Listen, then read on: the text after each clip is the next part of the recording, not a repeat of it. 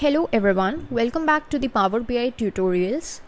In this video, we will discuss about the Power Queries only and how using the Power Queries can we actually work upon the data. We have seen that how can we merge the different tables into our Power Query using the Power Query editor.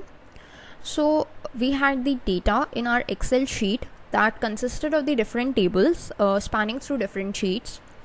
However, in our previous video, the data that we looked about was uniform data, means we had 3 columns in all the sheets, in all the tables, that was the date, product and the quantity columns. Okay, but now in this video what we have done is we have somewhat changed that data, we have updated that data, we have added some columns in the data in some tables, while some of the tables are as it is. Like if you see, this January 2020 sheet is having the first table, that is table 1. It is as it is, like date, product and the quantity columns.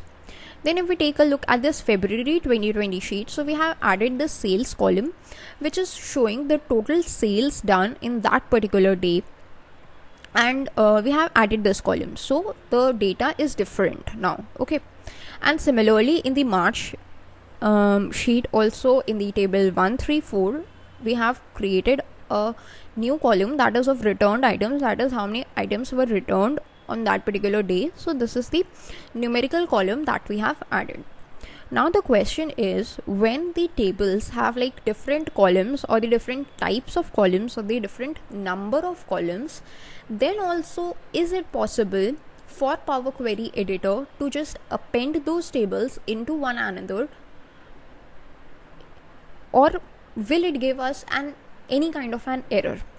So this is the question that we are going to answer in this video. So let's see its practical example. Let's go to our Power BI once again, and we are going to just import our data from Excel once again. Or what we can do is we can just import the data from Excel once again. This is quarter 1 data only. Let's just click on open. So it may take a few seconds to open, and you can see that we are having this sheets over here with sales data. This is the quantity, and this is with the returned items. Okay, that's the updated data, and in the tables also you can see the data has been updated. Alright, so we can just select the tables which we want to import, that is these 3 tables we wanted to import, and let's just click on transform data. Okay, now what happens? It may take a few seconds to open it up in the Power Query editor. Here you can see that we have table 1, that is the original one, table 1.3, that is having the sales column, and this table 134, which is having this returned column. Okay, now let's see what happens if we try to just append them together. Okay, so we know that to append them we need to go to this home tab, and here in the combined group we have this append queries option, so we can just go to append queries as new, and okay, this dialog box is in front of us. We can click on 3 or more tables. We have table 1, the second instance, that is already added, so we do not need to add it again. We can just add this table 1.3 and table 134, all of the second instances. Okay, and then once we are happy with it, we can simply click on OK. Now let's just see what happens. Okay, so in table 1 we had the 3 columns. Okay, the 3 original columns, that was the date column, the product column and the quantity column. Okay, the sales column was not present and the returned column was not present. So what the Power Query editor has done is it has updated those values with null.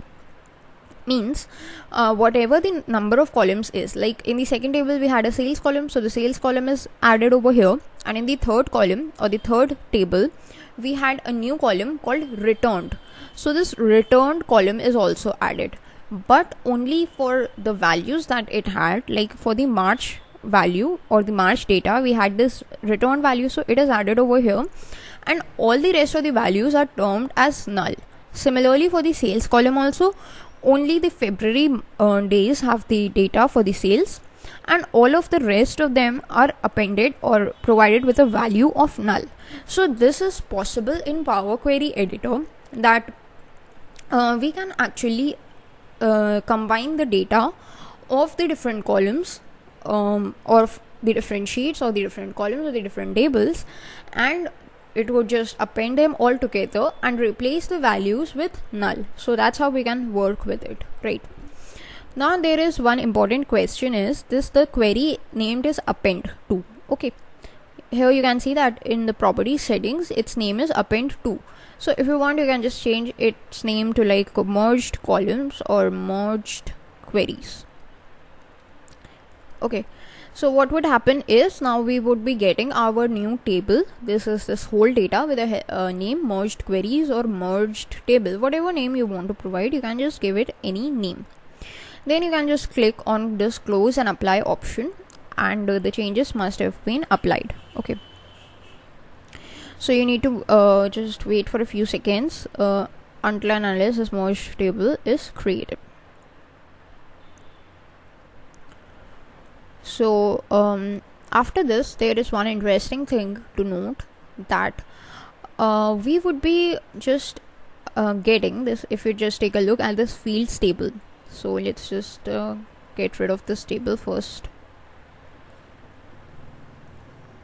Okay, so here we have this merged table, and apart from this merged table, we are also having the second instance of like table 1, second instance of table 1.3, and second instance of table 1.3.4. Now once we have merged the data from these three tables, we do not want this data to be visible anymore. We do not want our raw data to be visible to anyone to whom we are sharing our Power BI report. We only want the final data to be visible, because we do not want to them to know, or we do not want our clients to know that what was the original data and how we have changed it to the one that they are getting right now. So for this purpose, we only want this merged table or this append one table to be shown to the user, to the end user or to the client, and not the rest of the tables. So how can we work on that? So for this purpose, you again need to open the Power Query editor window. Now the question is, how can you open it? So if you go to this home tab only in Power BI desktop app, you will find this queries option, and in this queries option there is this transform data option, and you can see that it would open the Power Query editor. So we can just click on it and it would again open the Power Query editor. Okay, now if we are talking about the merged table, now in this merged table, table 1, table 1.3 and table 1.3.4 second instance was the source data. We do not want the source data, so if you want to remove the source data, in the queries pane on the left hand side, you can just right click on that particular table, and here is this option of enable load that is shared right now. So you can just uncheck it, and basically you can just click on continue. Similarly over here also you can click on enable load, uncheck the enable load option and click on continue, and here also. Okay, so what would happen is, you see these three are changed to italics, which means they would not be loaded. We have unchecked the enable load option, which means they won't be enabled now. Their load is not enabled, so they won't be loaded. So now if you just click on close and apply, then you can see that after a few seconds after it's been applied, the changes have been applied, you would be able to see that this merged table is only present and the second instances are no longer present. Why? Because we have changed it. Okay, now one important thing to note, if we just get our table over here, and if we try to just view this table append one, so we are getting only these 3 columns. Okay, but if we are getting this merged table, so we are getting these 5 columns over here. But if we just take a look at table 1 or table 1.3, so you can see they have not been updated. Although we have made some changes into our Excel sheet, but this table 1.3 or table 1.3.4 have not been updated. Okay, so if you want them to update, you can just go to this queries option, the home tab, the queries option, and can click on refresh. So what would happen when you are trying to do that is the basically connection would be established with the original Excel sheet from where you have got the data. And now you can see that in table 1.3 we are getting the sales column, and in table 1.3.4 if you see, we are getting this returned column. Similarly, in this appended query also we are getting this returned and the sales column as it is.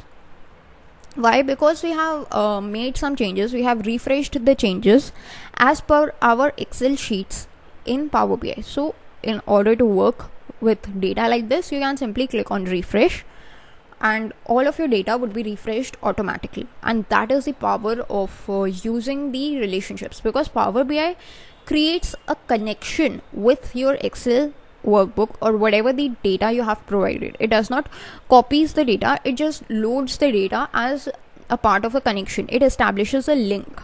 So whenever you try to click on refresh, all of your data would be updated as per the changes that you have done in your original data source. So this is all for this video. Thanks for watching.